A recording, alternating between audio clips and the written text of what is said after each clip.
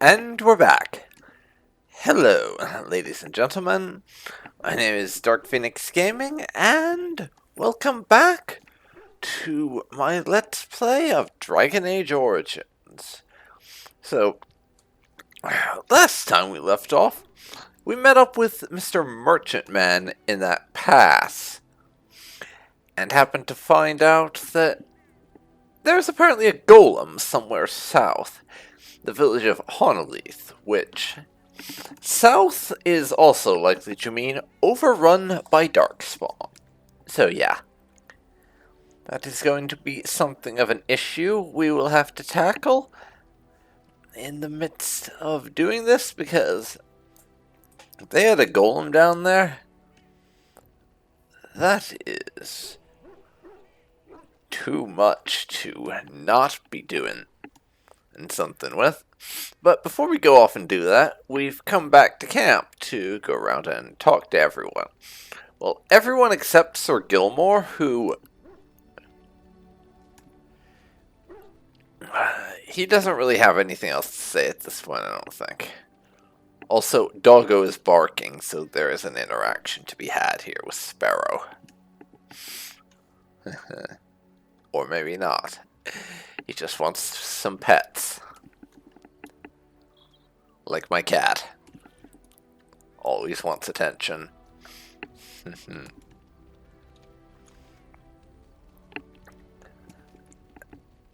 we also have Zevran here with the party as well, who has joined up, but we haven't really had the chance to converse with him yet.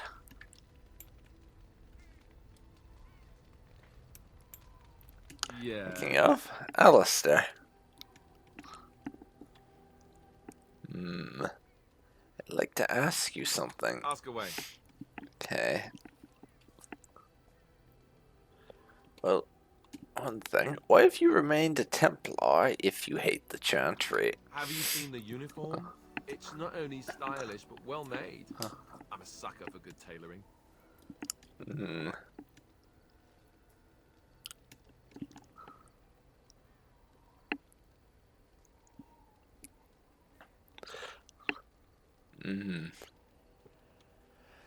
Oh, I don't think I've ever seen you wearing it. I keep it hidden under my pillow.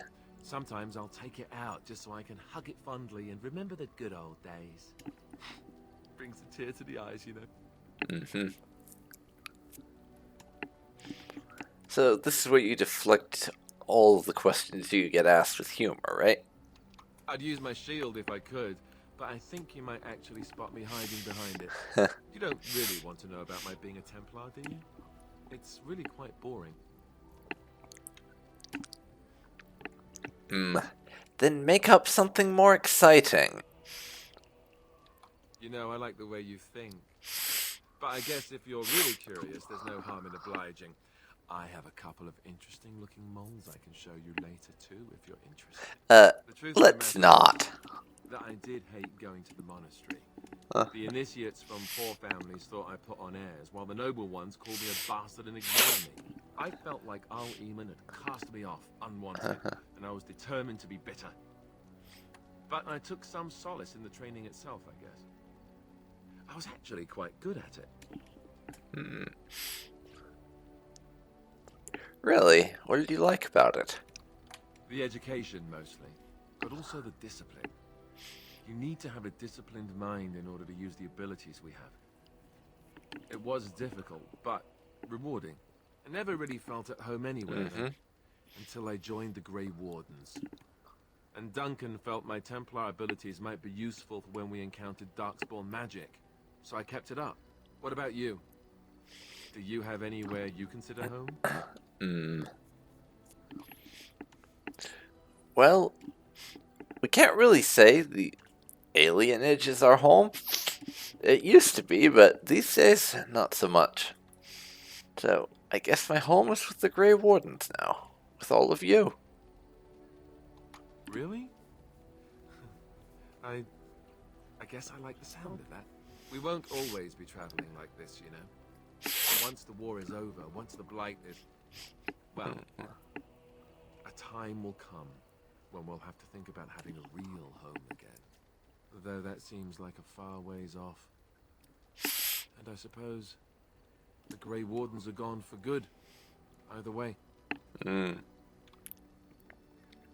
Well, they can always be rebuilt. Sure, there won't be this few of us forever. I suppose you're right. We can create new Grey Wardens, but we'll never get back those we lost. I wonder if it would ever feel the same. Anyhow, now I've sidetracked us. We'd better get back to what we're supposed to be doing right now. Yeah, fair enough.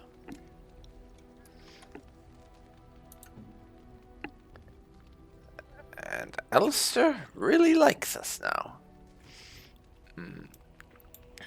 Yes? I'd like to ask you something else. Ask away.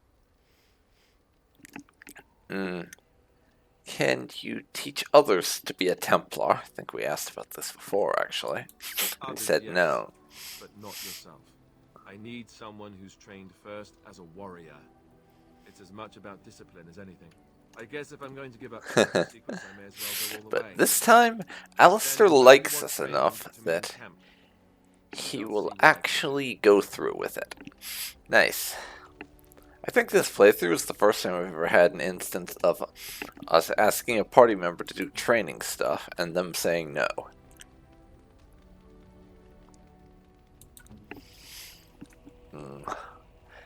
That'll be enough for now.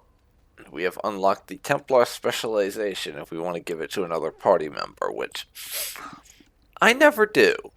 In terms of giving people specializations, I tend to be pretty particular about when and where I will do that.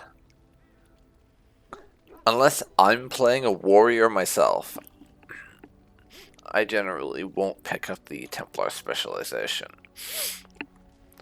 And just keep in mind the fact that Alistair's able to learn Templar powers and doesn't need to get himself addicted to lyrium in order to do it. That will be important when we reach some of the later games in the series. Just keep it in mind, yeah?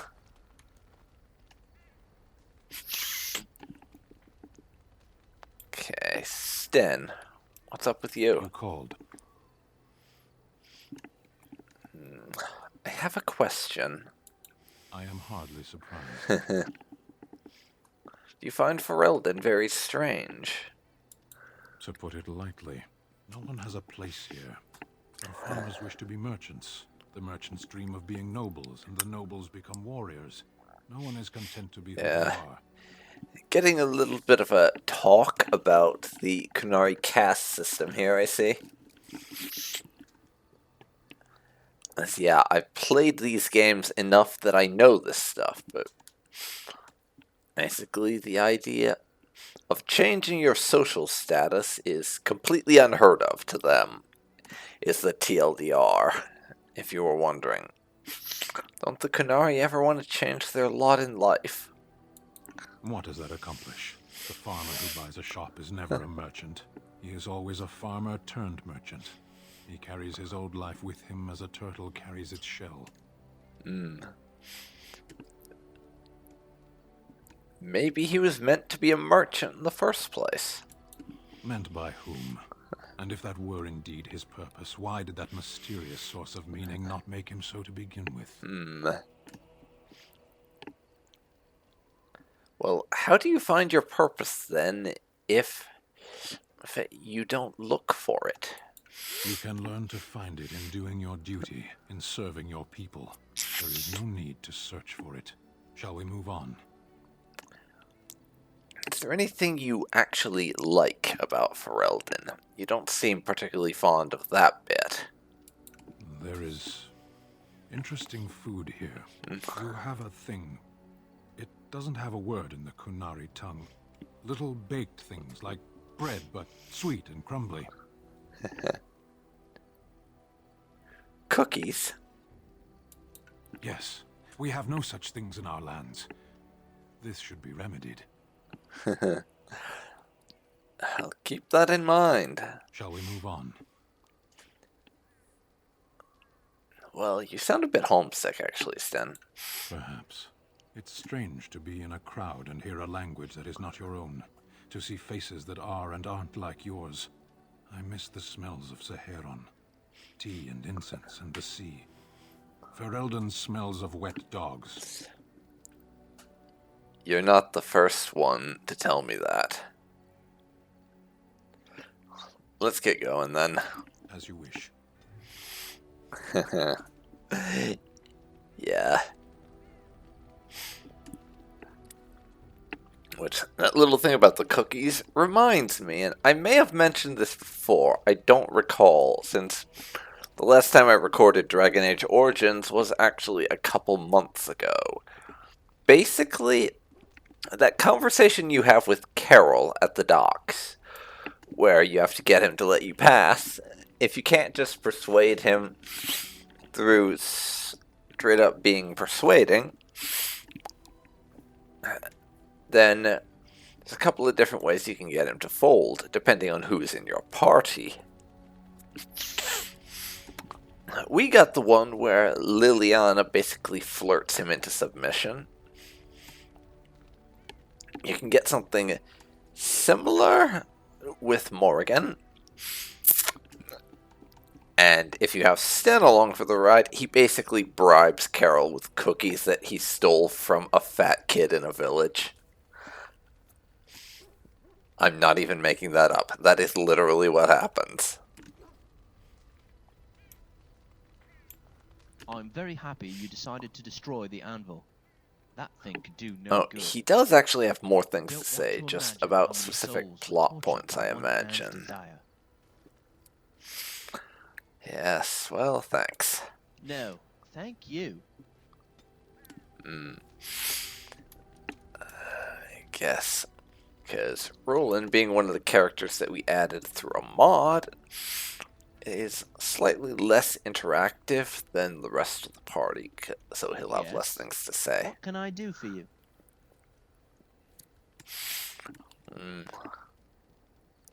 So is there anything in here we haven't asked? Of course. Well, let's see. I'll be here when you do then. Nothing about that. I don't remember if we've asked him Yes. everything yet, so What I'm can I gonna do for you? check. Of course. I do remember we asked both of those already, so... Yes. What can I do for you? Well, I've served in Kuzlan Castle for years. My father is a minor Yeah, lord in the Banor. we I took great pride in serving the town. I imagine.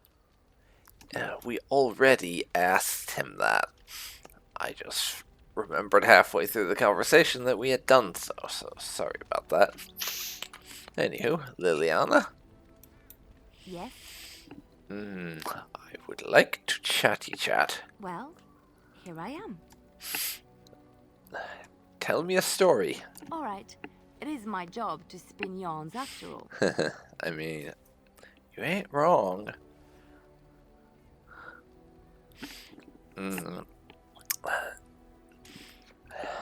I might regret this, given that we're dealing with them on the regular, but tell me about the Darkspawn. Chantry law says it is man's pride that created the Darkspawn. In ages past, the mages of the Tevinder Imperium ruled much of the world we know. In their pride, they thought their magics invincible and imagined that they were greater than the Maker himself. So thinking, they invaded his golden city, planning to take it for themselves and depose their own creator. But they were impure and full of sin. And it is with the sin that they tainted the golden city, corrupting it forever. The Maker cursed them and cast them from his sight. Wherever they went, they spread the taint of their sin. Any land that was touched by the taint became blighted and would suffer no life. Instead, the Darkspawn arose to torment us and remind us of our hubris. Well, I'm not going to say this to Liliana, but if we take that story at face value, then the Maker's kind of a bastard.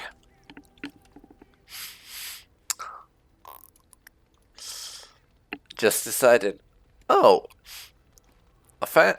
handful of human slave lords did some greedy hubris crap, so all of humanity and all of the mortal world should suffer for eternity because of that. Nice.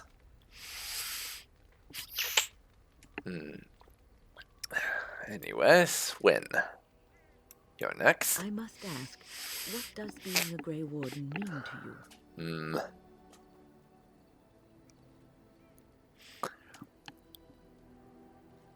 Interesting question. What does it mean to us?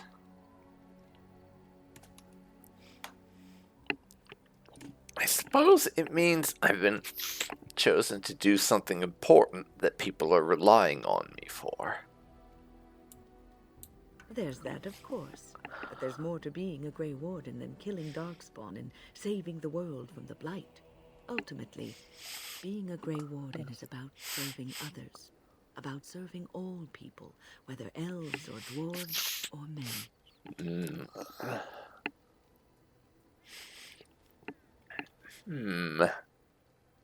Well, you're lucky you got me as the elf for this, then. Anyone else would go, let all humans die. Or something, probably. Other than that, though, I have to say, I don't really follow you. As a Grey Warden, you are a guardian of men. And you guard them because their continued existence is more important than you are. Thus, it is you who serves, not they. Well, I suppose that does make sense. A good king, a true king who cares for his land, uses his power to rule firmly but fairly. He serves his people first and foremost. The king who does not do this, who believes that he is entitled to his power, who abuses it and uses it for his own means, is a tyrant.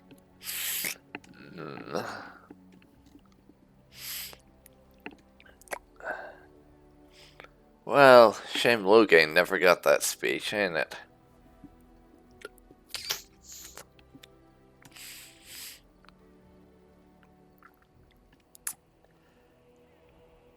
We have rather a lot of tyrants.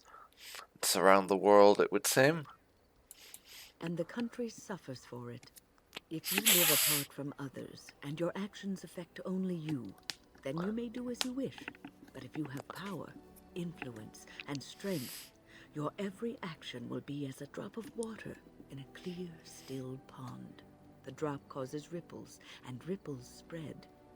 Think of how far they will go, how wide they will become, how will they affect the pond. But I've lectured enough for today. I should stop before I wear out my welcome.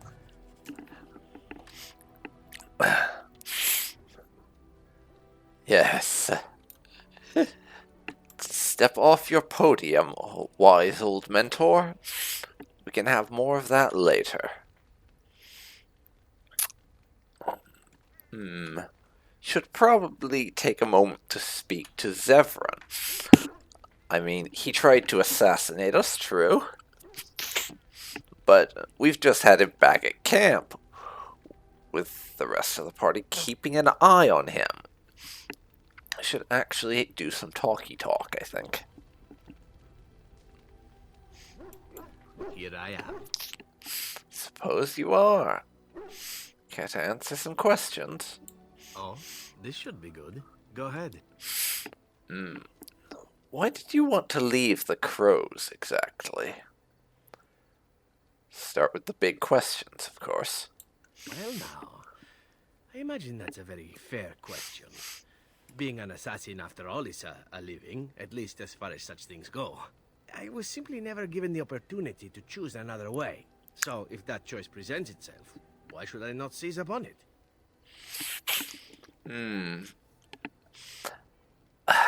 That's pretty fair, to be honest. That I've been in this of assassins my whole life, and I just wanted to try something new. But apparently they'll kill you for doing that. Besides, this feels like an impulsive choice, so that's not something I'm really about to judge. And even for that, it's more just an idle thought than anything. But wait a second. Back up for a moment, Zephyrin. You didn't choose to join the Crows, you say? To be truthful, I didn't even know the crows existed when I joined them. I was but a boy of 7 when I was purchased. For 3 sovereigns, I'm told. Which is a good price, considering I was all ribs and bone and didn't know the pommel of a dagger from the pointy end. The crows buy all their assassins that way.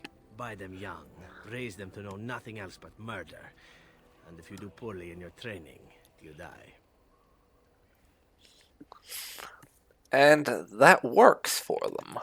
Of course. You compete against your fellow assassins, and those who survive are rightfully proud of it. In Antiva, being a crow gets you respect. It gets you wealth. Gets you women. And men.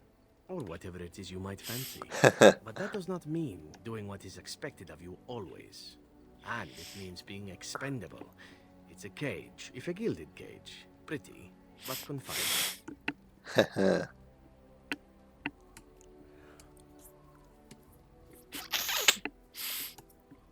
Yeah, I think I understand.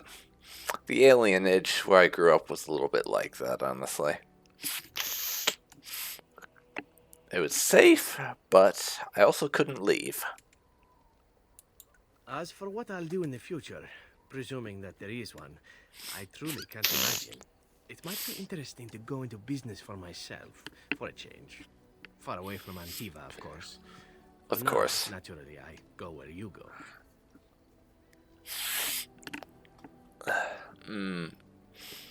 Well, won't the crows eventually find you? Eventually can be a very, very long time if one plays one's cards right. Come now, enough chit-chat. Talking about the crows summons them, you know. Any Antivan fishwife could tell you so. And the fishwives are always right, I suppose. Here I am. I want to discuss something personal, I think. Oh, this should be good. What would you like to discuss? Oh, that just leads into asking him to leave, so never mind. Come back for more conversations later.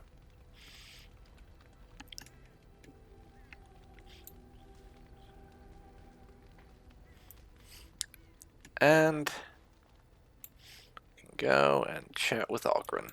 There you are. Wanted to talk to you. Go ahead. Aye, here we go. You and I, you know how sometimes you spend time with people and things. People and things. Yes, I love you too, Ogren. Is that what you want?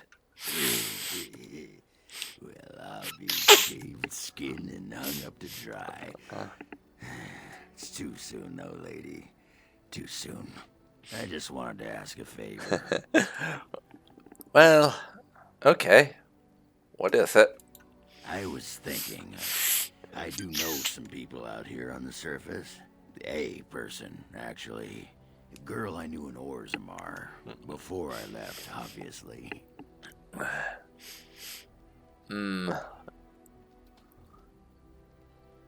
So, are we talking a girl you knew or a girl you knew? If you catch my drift. What? You mean, were we rutting? Oh, aye. After Bronca left for the deep roads. Name's Felsi.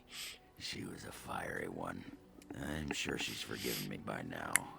Thought maybe I'd track her down. See how she's been living. So I guess you and Bronca both had some action going on the side. Nice. Okay, do you know how we find her? Last I heard, she was gonna live with her mother on the surface, near some lake. Clean bad lake, was it? Yeah, I sod it, I don't remember. Lake Callanhad, you mean? Okay, we can pop by there. No, I think it was clean bad. I remember because I thought, yeah, that's right. Dirty good, clean bad. Yeah. But thanks for offering to take us there. You're a good friend, Warden. No, what was it you wanted to say? Well, I'd like to know more about you.